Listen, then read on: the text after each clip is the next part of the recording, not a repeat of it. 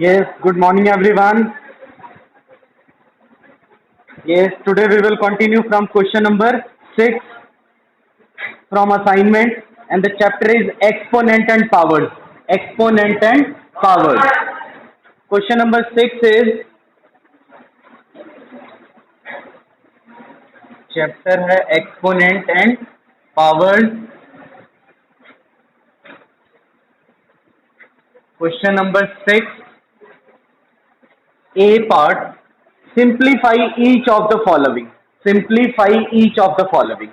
अब देखिए बेटा, जब भी हमने ऐसे क्वेश्चन सॉल्व करने हैं, सिंप्लीफाई करना है, तो कोशिश करना आपने कि मैक्सिमम हम लॉज जो है एक्सपोनेंट के वो यूज करें. ठीक है. अब जैसे फर्स्ट क्वेश्चन है 49 multiply 7 raise to 3 multiply 100 divided by 10 raised to 2 10 raised to 3 multiply 3 raised to 3 multiply 7 raised to 2. Right. इसको सिंप्लीफाई करना, बट ये नहीं आपने करना है कि 49 7 को ब्रेक करके लिख दिया फिर कटिंग कर दी. कर सकते हो, बट आपने क्या करना है, ये जो चैप्टर है this is based on laws of exponent. ठीक है. तो आपने कोशिश करना है कि मैक्सिमम इसमें हम लॉज ऑफ एक्सपोनेंट यूज करें. राइट. तो अब देखिए, ये जो 49 है, 49 को हम ऐसे लिख सकते हैं 7 multiply 7. 49 can be written as 7 multiply 7. Right. 7 multiply 7 means 7 square. So it can be written as 7 square. और जो 100 है, 100 कैन बी रिटर्न एज ये 10 स्क्वायर. ही क्यों लिखेंगे? क्योंकि नीचे भी 10 है. ठीक है. तो ये नहीं कि अगर नीचे 2 और 5 वाली टर्म होती, ठीक है, जो पावर्स और 2 और 5 की टर्म्स में होती, तो हम 2 और 5 की टर्म्स में उसको ब्रेक करते, क्योंकि 2 5 10. लेकिन नीचे यहाँ पे 10 है, तो आपने क्या करना है कि 100 को 10 की फॉर्म में ब्रेक कर देना. 10 multiply 10 and 10 multiply 10 can be written as 10 square. ठीक है. हो गए सारे. अब ये सारी वैल्यूज जो है यहाँ पे रिप्लेस कर दो, तो ये हो गया 7 square multiply 7 raise to 3 multiply 10 square over 10 raise to 3 multiply 3 raise to 3 multiply 7 raise to 2. Right. अब क्या करने हैं, 7 वाले सारे आपने एक तरफ कर लेने हैं, फिर 10 वाले सेपरेट कर लेने हैं, फिर 3 एक ही है उसको सेपरेट करके लिख लेना. राइट. तो ये आ गया आपका. आप देखो फर्स्ट, ये जहां पे मैं अंडरलाइन कर रहा हूं, यहाँ पे हम कोई लॉ यूज कर सकते हैं. कौन सा लॉ यूज करेंगे? Very good. Multiplying power with the same base. तो उस केस में हम क्या करते हैं, यस, बेस को एज एक वन टाइम लिख लेते हैं और जो एक्सपोनेंट है उसको हम ऐड कर देते हैं. तो ये क्या हो गया 7 रेज टू 2 प्लस 3, मैं डायरेक्ट यहाँ पे 5 लिख दे रहा हूँ, 7 raise to 5 and then multiply 10 raise to 2 over 10 raise to 3, इसको इसके नीचे लिख लिया और इस 7 स्क्वायर को इसके नीचे लिख लिया. ठीक है. 7 रेज टू 5 7 स्क्वायर जो है इसके नीचे लिख लिया और 10 रेज टू 3 10 स्क्वायर के नीचे लिख लिया. Right. And then multiply 1 over 3 raise to 3. Is that clear? 1 over 3 raise to 3, क्योंकि 3 रेज टू 3 वाली एक ही टर्म है. राइट. नाउ अब ये जो मैं सर्कल कर रहा हूं और ये सर्कल कर रहा हूं, यहाँ पे हम कोई लॉ यूज कर सकते हैं. Yes. Which law?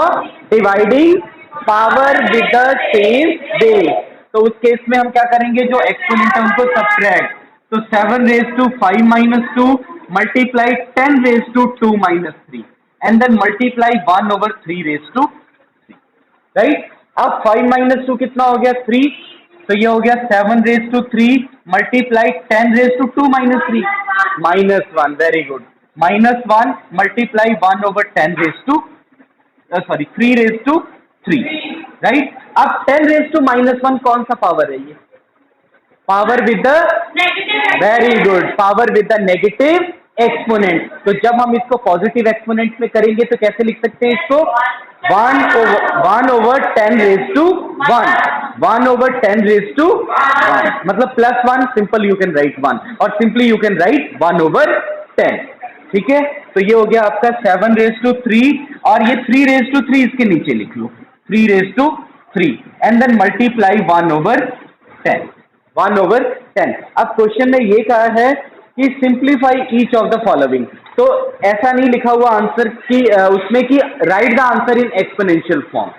Right the answer in exponential form में ऐसा कुछ नहीं लिखा है, तो यहाँ पे आप 7⁻³ को 7 × 7 करके उसको मल्टीप्लाई कर सकते हो, और 3 को भी 3 टाइम्स मल्टीप्लाई करके उसको आप कंप्लीट कर सकते हो। ठीक है, तो 7 ×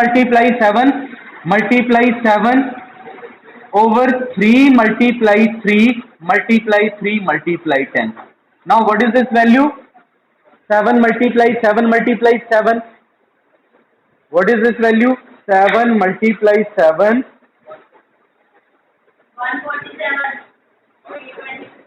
343. 343. तो ऊपर न्यूमरेटर में क्या वैल्यू आ गई? 343, और डिनोमिनेटर में 3 3 का 9, 9 3 का 27, 270, 270, राइट। तो ये 343 ओवर 270 जो है, this is the required simplified, right. Yes, no, बस यहाँ तक ये कंप्लीट सिंप्लीफिकेशन है, right.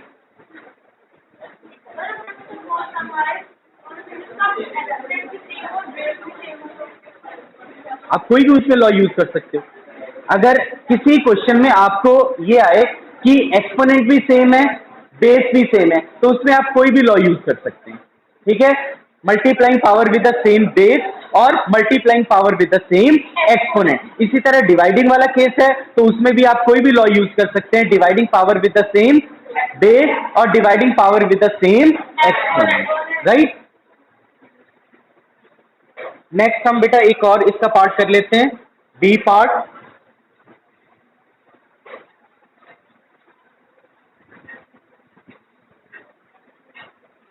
B part is 121 multiply 5 raised to 3 divided by 11 raised to 2 multiply 5, right. अब देखिए बेटा यहाँ पे कौन कौन सी टर्म 5 और 11 वाली है। ठीक है, तो उसमें हमने क्या करना है, 121 कैसे लिख सकते हैं? ये 11 multiply 11 and this can be written as 11 square, right. तो अब ये इसको हमने लिख लिया 11 square and then multiply 5 raise to 3, और जो नीचे 11 स्क्वायर है वो इस 11 स्क्वायर के नीचे लिख लेते हैं, और जो 5 है वो हम इसके नीचे लिख लेते हैं, right. Now 11 square over 11 square कितना हो गया? कैंसिल हो गया, कैंसिल भी कर सकते हो और लॉ भी यूज कर सकते हैं, कोई भी लॉ यूज कर सकते हैं आप। जैसे अभी कृष्ण ने पूछा कि अगर बेस भी सेम हो और एक्सपोनेंट भी सेम हो, ठीक है, तो हम कोई भी लॉ यूज कर सकते हैं, dividing power with the same base और dividing power with the same exponent. ठीक है, तो मैं यहाँ यूज कर रहा हूँ dividing power with the same base, तो उस केस में हम क्या करेंगे, जो एक्सपोनेंट है सब्ट्रैक्ट कर देंगे। तो ये आ गया 11 रेज टू 2 - 2 मल्टीप्लाई, अगेन इसमें भी हम कौन सा लॉ यूज करेंगे, dividing power with the same base. इसमें भी हमने वही यूज किया, dividing power with the same base, इसमें भी हम वही यूज करेंगे, dividing power with the same base. So it becomes 5 raise to 3 - 1, और ये क्या हो गया, 11 raise to 0 multiply 5 raise to 2। ठीक है, तो 11 raise to 0 what is this value, 1। ठीक है, इसकी वैल्यू कितनी होगी, 1, and 5 raise to 2, 5 multiply 5, yes 25। तो ये आ गया आपका 25, 1 multiply 25, 25। So 25 is the required answer.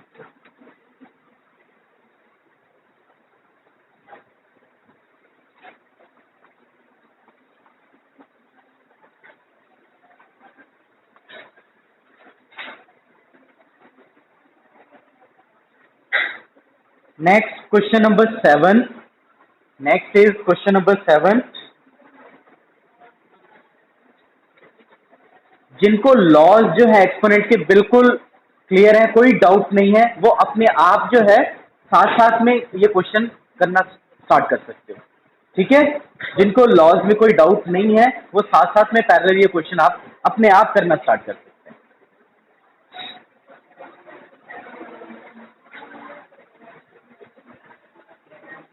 Next is question number 7, A part.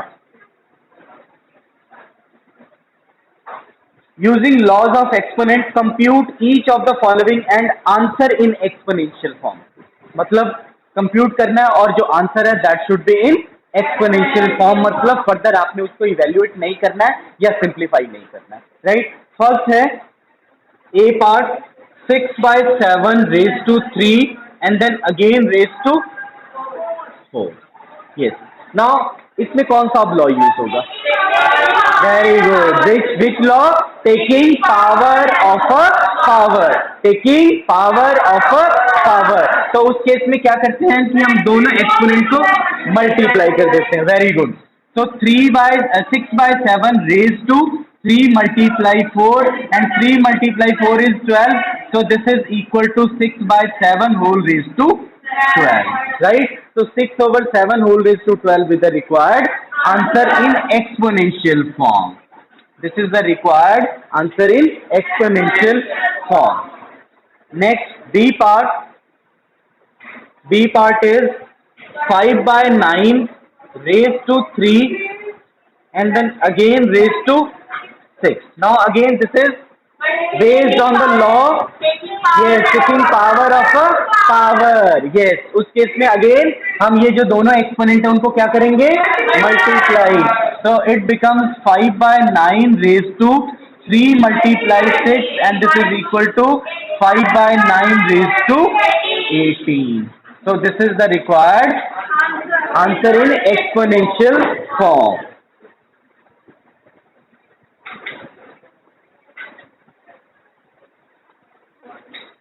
Next is question number 8. Question number 8, A part. Question number 8, A part.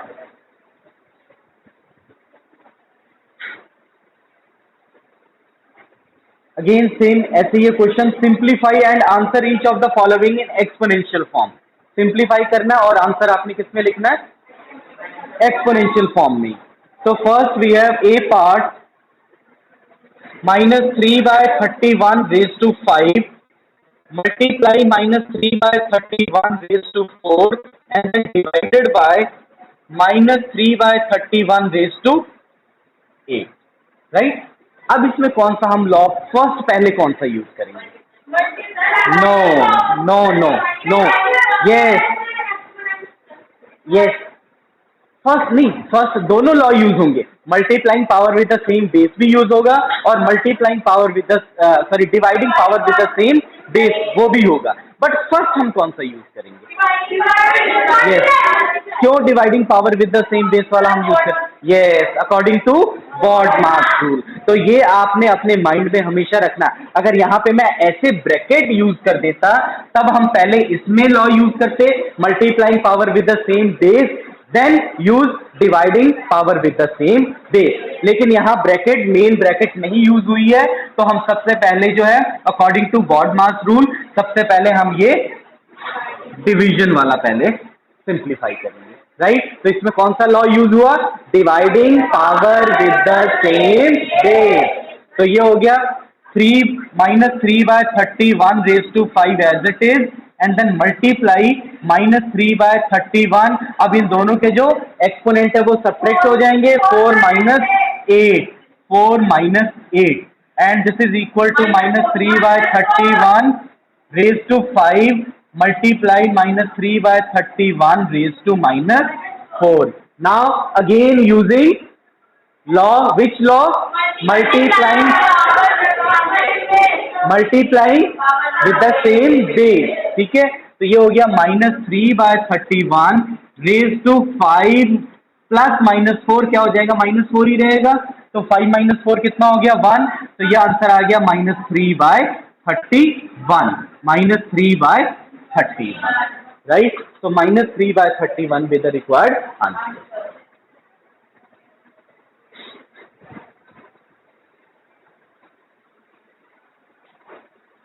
एक और पार्ट करेंगे बेटा हम इसका, B part.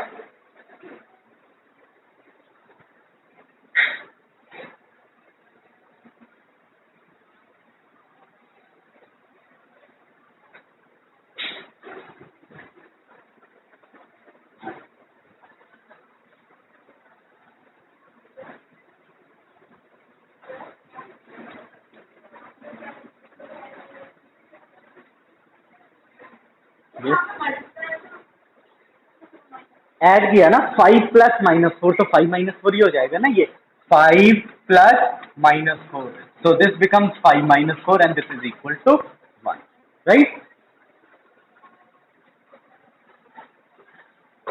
Next B part. Yes, again ये सारे laws of exponent. Yes, first हम कौन सा यूज करेंगे? Law taking power of a power. कहां पे यूज करेंगे? Yes, first. ठीक है, तो ये कितना हो गया? -3^2 मल्टीप्लाई 3 प्लस 1 ओवर, इसमें भी कौन सा लॉ यूज होंगे? Same law, taking power of a power. Which law? Taking power of a power. तो उस केस में हम क्या करेंगे? जो दोनों एक्सपोनेंट है उनको क्या करेंगे? मल्टीप्लाई. तो 3 मल्टीप्लाई 2, तो ये भी हो गया -3^6 मल्टीप्लाई 1 ओवर -3^6, राइट? तो अब देखो, इसको हम ऐसे भी लिख सकते हैं -3^6 -3^6. ठीक है, अब कैंसिल करना नहीं है, अभी हम लॉज ऑफ एक्सपोनेंट के बेस पे कर रहे हैं, तो मैक्सिमम आपने रिकॉल करने हैं सारे लॉज ऑफ एक्सपोनेंट. तो यहां भी आप कोई भी लॉ यूज कर सकते हो. 2 लॉ यहां पे अप्लाई हो सकते हैं. कौन कौन से? Very good. Dividing power with the same base और dividing power with the same exponent. ठीक है, तो यहां पे मैं यूज कर रहा हूं dividing power with the same base. ठीक है, या हम ये कर लेते हैं, पिछले क्वेश्चन में हमने dividing power with the same base किया था, इसमें हम कर लेते हैं dividing power with the same exponent. तो उस केस में हम क्या करेंगे? बेस को डिवाइड करेंगे. -3 ओवर -3 होल रेज टू 6. तो -3 डिवाइडेड बाय -3 कैंसिल हो गया, 1 आ गया. तो ये किसके इक्वल आ गया? 1/6. 1/6 मीन 1. ठीक है, when 1 is multiplied by itself 6 times we get 1. ठीक है, so 1 is the required answer.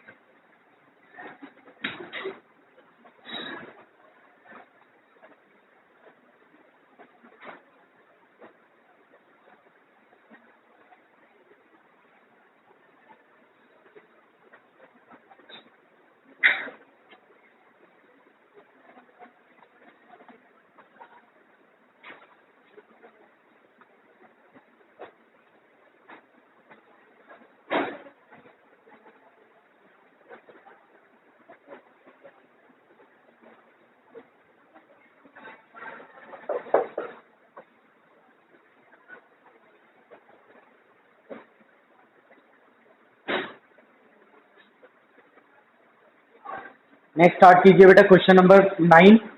Question number 9 start करो. Very good. A part you can do it easily. First part आप इजीली कर सकते हैं.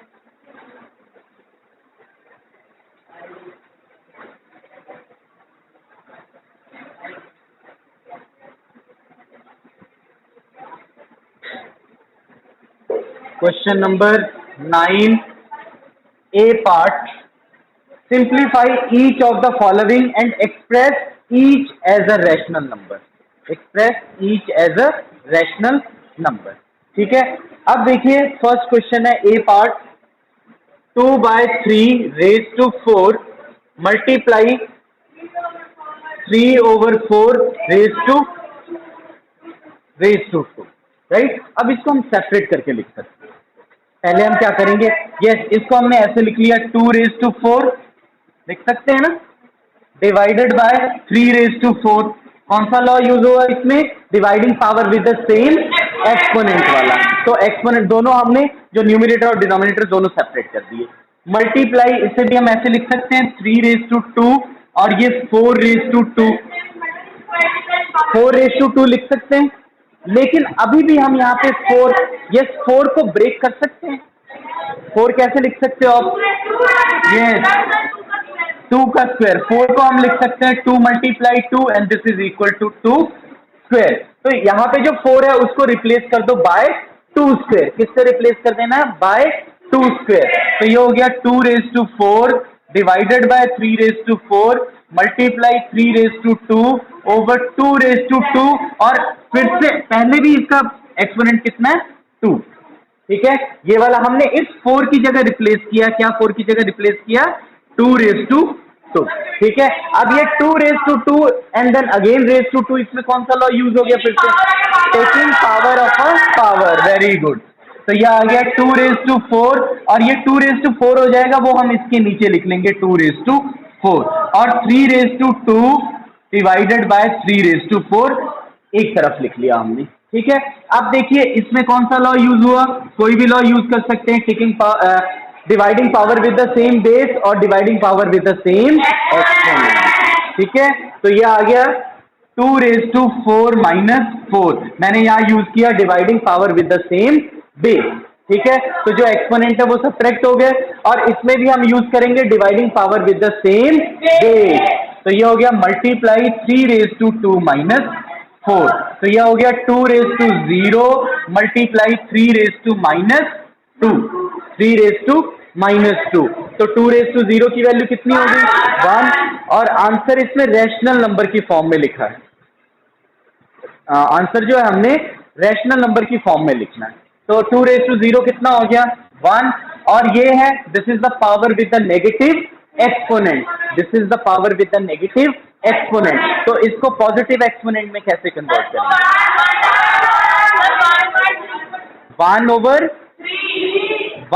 3 raise to 2, 1 over 3 raise to 2, तो ये हो गया 1 over 3 raise to 2, 1 over 3 raise to 2 means 3 multiply 3 positive exponent में कन्वर्ट हो गया ना। ठीक है, तो ये हो गया आपका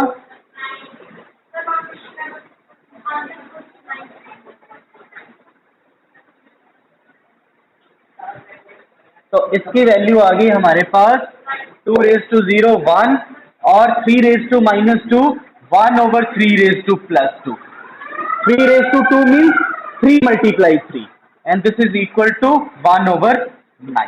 ठीक है, अब 1 ओवर 9 रैशनल नंबर है, ये है। अब कैसे है, अब देखो रैशनल नंबर क्या होता है, द नंबर, ध्यान से सुनना, the number which can be written in the form of p over q। ठीक है, थोड़ा सा मैं ब्रीफ इंट्रोडक्शन दे रहा हूं, a number which can be written in the form of p over q where p and q are integers, where p and q are integers and q should not be equal to 0 and q should not be equal to 0। again I am repeating, a rational number क्या होता है, a number which can be put in the form of p over q where p and q are integers and q should not be equal to 0।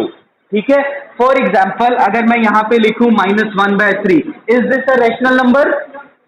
Yes. क्यों rational number है, क्यों, क्योंकि इसको हमने इस फॉर्म में लिख लिया। यहाँ पे मैंने लिखा ना p और q इंटीजर्स है, तो -3 और -1 और 3 दोनों इंटीजर्स हैं, तो इसका मतलब क्या है कि ये रैशनल नंबर है। ठीक है, और जो नीचे वाली वैल्यू है बस वो 0 नहीं होनी चाहिए, क्योंकि इंटीजर्स में 0 होता है बट 0 इंक्लूड नहीं होना चाहिए। किस केस में, सिर्फ q। ठीक है, q should not be equal to 0, ऊपर 0 हो सकता,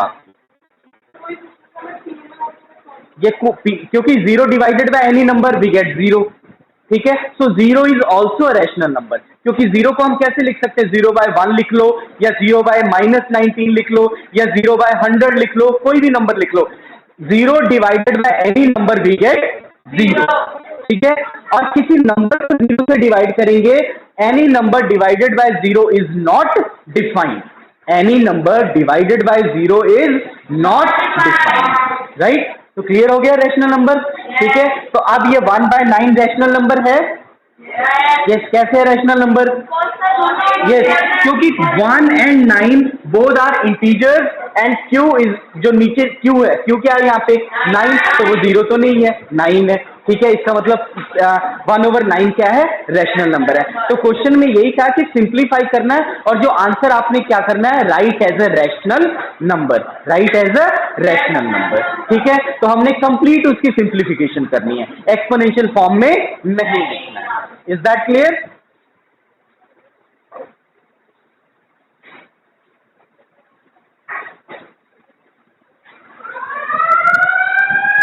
यस बेटा, एक और पार्ट हम कर लेते हैं इसका।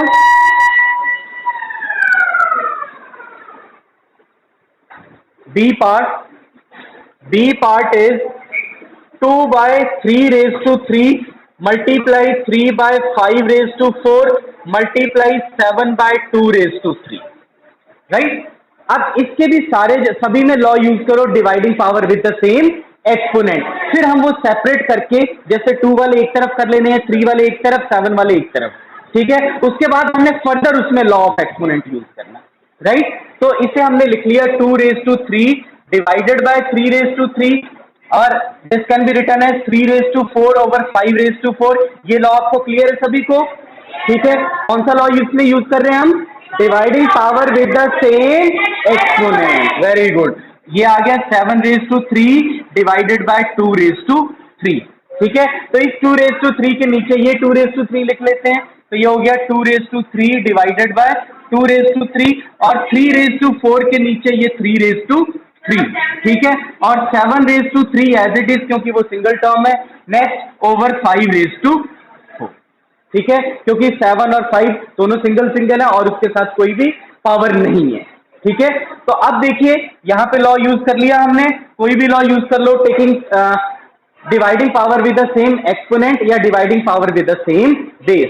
तो ये हो गया 2/2⁻3, यहां हमने लॉ यूज किया dividing power with the same exponent, और ये हो गया, यहां पे यूज करेंगे dividing power with the base, क्यों? क्योंकि जो एक्सपोनेंट है वो डिफरेंट है।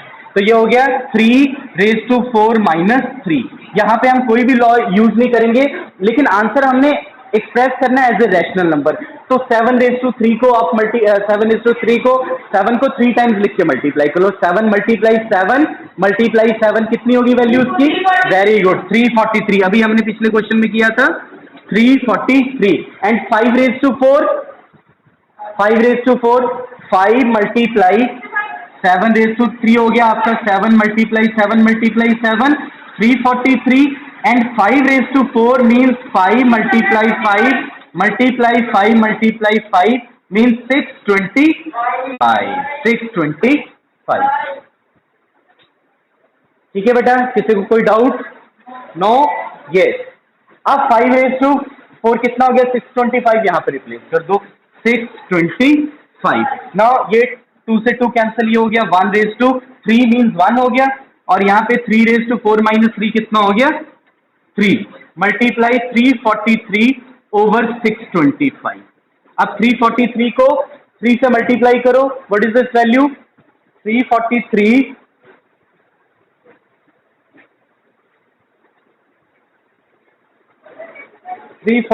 Multiply 3, 1029 divided by 625, right? So this is the required